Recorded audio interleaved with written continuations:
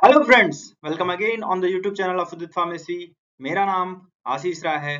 तो आज के इस वीडियो में हम देखने वाले हैं फार्मास्यूटिकल केमिस्ट्री का चैप्टर 2, जो कि सेकंड पार्ट आपके सिलेबस में ग्रेविमेट्रिक एनालिसिस, और फर्स्ट पार्ट में हमने वॉल्यूमेट्रिक एनालिसिस कवर कर ली है। अगर आपने नहीं देखा है तो प्लीज एक बार देख लीजिएगा।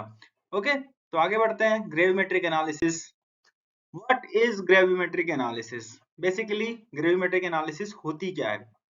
तो gravimetric analysis are those analysis involving the weight. ध्यान रखिएगा, ऐसी एनालिसिस जिसमें वेट डिपेंडेंट एनालिसिस हो। जैसे कि अब इसमें होता क्या है वो हम आपको बताते हैं। Gravimetric analysis are are those analysis in which the substance to be analyse, जो सबस्टेंस को हमको एनालिसिस करनी है, जिस भी चीज का, जिस पदार्थ का हमको एनालिसिस करना है, सबसे पहले उसको कन्वर्ट करेंगे हम इनसॉल्युबल प्रेसिपिटेट में। अगर इनसॉल्युबल प्रेसिपिटेट क्या होता है मैंने डिटेल में बताया है, प्रेसिपिटेशन टाइट्रेशन में आप एक बार जरूर देख लो। ठीक है, तो इनसॉल्युबल प्रेसिपिटेट, उसके बाद वो प्रेसिपिटेट को हमें कलेक्ट करना है, स्क्रैप आउट करना है, उसको वे करना है और उसकी सुटेबल मेथड से उसका एस्से करना है। एस्से बेसिकली होता है जिसकी वजह से हमको फाइनल प्रोडक्ट आके मिले। ठीक है, तो बेसिक डेफिनेशन यही है। कभी भी क्वेश्चन आए कि gravimetric analysis related to which factor, which quantitative factor, तो आप वेट ध्यान रखिएगा, weight is the right answer. Okay, तो एक और क्वेश्चन आता है कि कितने प्रिंसिपल इन्वॉल्व होते हैं ग्रेविमेट्रिक एनालिसिस में? तो principle involve in the gravimetric analysis, पहला है लॉ ऑफ मास एक्शन या रिवर्सिबल रिएक्शन, और दूसरा है principle of solubility product, last है कॉमन आयन इफेक्ट। तो ये तीन प्रिंसिपल हैं जो कि ग्रेविमेट्रिक एनालिसिस में इन्वॉल्व होते हैं। ठीक है, होप आपको डेफिनेशन और प्रिंसिपल क्लियर हुआ होगा। ठीक है, अब आगे बढ़ते हैं।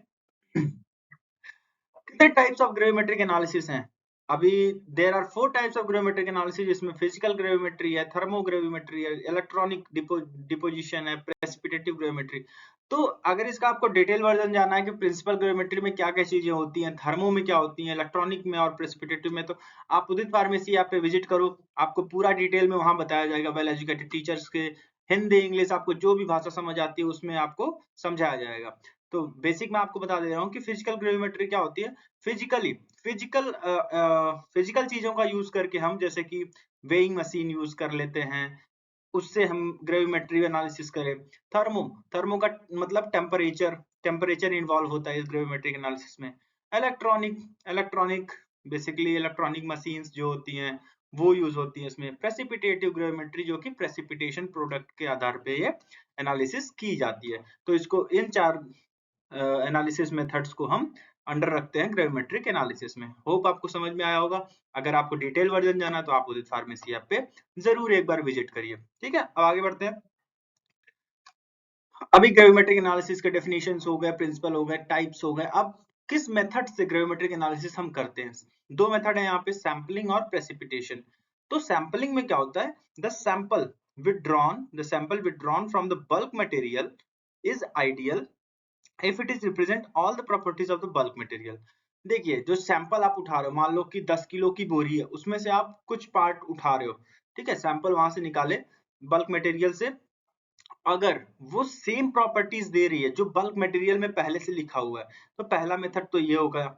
मान लो कि 1 किलो निकाले 10 किलो में से, सारी प्रॉपर्टीज फॉलो कर रहा है, तो वो हम स्टैंडर्ड मान के उस 10 के हिसाब से हम एक का कैलकुलेशन करने लगते हैं। ठीक है, जैसे कि मान लो 10 किलो में 1 किलो आपका मेटल्स हैं उसमें, फिर डिफरेंट डिफरेंट केमिकल्स हैं। तो अगर 10 किलो में 1 किलो है तो 1 किलो में उस हिसाब से हम 100 ग्राम हो जाएगा। तो इस हिसाब से सैंपलिंग मेथड भी है, ग्रेविमेट्रिक एनालिसिस का मेथड है। सेकंड है यहाँ पे प्रेसिपिटेशन मेथड।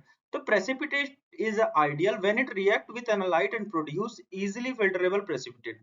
अगर आप प्रेसिपिटेशन टाइट्रेशन देखे होंगे तो वहां पे क्या होता है, एनालाइट से रिएक्शन होता है जिसकी वजह से एक प्रेसिपिटेट बनता है, जैसे कि AgCl मैंने जो एग्जांपल बताया था वहां पे। तो प्रेसिपिटेट आइडियल होगा, वो जो प्रेसिपिटेट आपका बना फाइनल प्रोडक्ट, वो आइडियल तब होगा जब वो रिएक्ट करेगा एनालाइट के साथ और प्रोड्यूस करेगा filterable precipitate with low solubility और मोर स्टेबिलिटी। ध्यान रखिएगा, प्रेसिपिटेशन मेथड में दो चीजें ध्यान रखना है। जो आपका फाइनल प्रेसिपिटेट बन रहा है उसकी दो प्रॉपर्टीज होनी ही चाहिए, लो सॉल्युबिलिटी और मोर स्टेबिलिटी। स्टेबिलिटी ज्यादा होनी चाहिए और उसकी सॉल्युबिलिटी कम। सब सॉल्युबिलिटी बहुत ही कम होनी चाहिए, ठीक है। तो याद रखिएगा, दो मेथड्स हैं, सैंपलिंग और प्रेसिपिटेशन।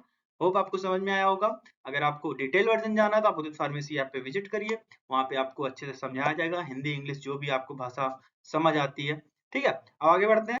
उदित फार्मेसी ऐप पे क्या क्या चीजों की अवेलेबिलिटी है। सबसे पहले according to the new syllabus, D pharma first और सेकंड ईयर के रिकॉर्डेड क्लासेस हैं, लाइव क्लासेस हैं, ई बुक्स पीडीएफ नोट्स हैं, वहाँ पे चैप्टर वाइज एक्सरसाइजेस वहाँ पे बताई गई हैं आपको। एक्सरसाइजेस में आपको क्वेश्चंस भी बना के उसके आंसर्स में आपको क्या लिखना है एग्जाम में, सब कुछ बताया जाएगा। चैप्टर वाइज आपके टेस्ट भी होंगे।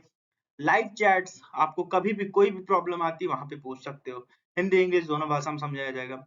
डी फार्मा के पांचों सब्जेक्ट के बारे में यही सेम है, और डी फार्मा सेकंड ईयर में 6 सब्जेक्ट्स हैं, सबके लिए ये सारी चीजें अवेलेबल है।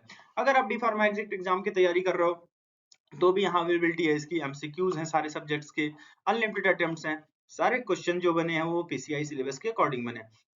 डी फार्मा फर्स्ट ईयर के हार्ड कॉपीज भी अवेलेबल है, जो कि थ्रू फ्लिपकार्ट, थ्रू अमेजन हम फ्री डिलीवरी रखते हैं। थ्योरी और मॉडल पेपर साथ आपको 999 में ये परचेजेबल है, ठीक है। तो अगर आपको उदित फार्मेसी ऐप पे आना है तो उसका प्रोसेस, अब उदित फार्मेसी ऐप पे आपको आना है तो 3 स्टेप में है। सबसे पहले आप उदित फार्मेसी ऐप प्ले स्टोर में ढूंढोगे, ये हमारा लोगो है, ठीक है। तो स्टेप 2 में आप क्या करोगे, अपने ओटीपी वेरिफिकेशन से अपना मोबाइल नंबर डालोगे, वहां पे अपना नाम ईमेल आईडी डाल के let's get started. After that फिर स्टोर्स में जाके आप जो भी आपको कोर्स परचेज करना है आप परचेज करो। इस बीच आपको कोई भी दिक्कत आती है तो 9219303100 पे आप कॉल करके हमारी टेक्निकल टीम सुबह 8 बजे से 6 बजे तक आपकी हेल्प करेगी। होप आई थिंक आपको सब समझ आया होगा। तो थैंक यू सो मच।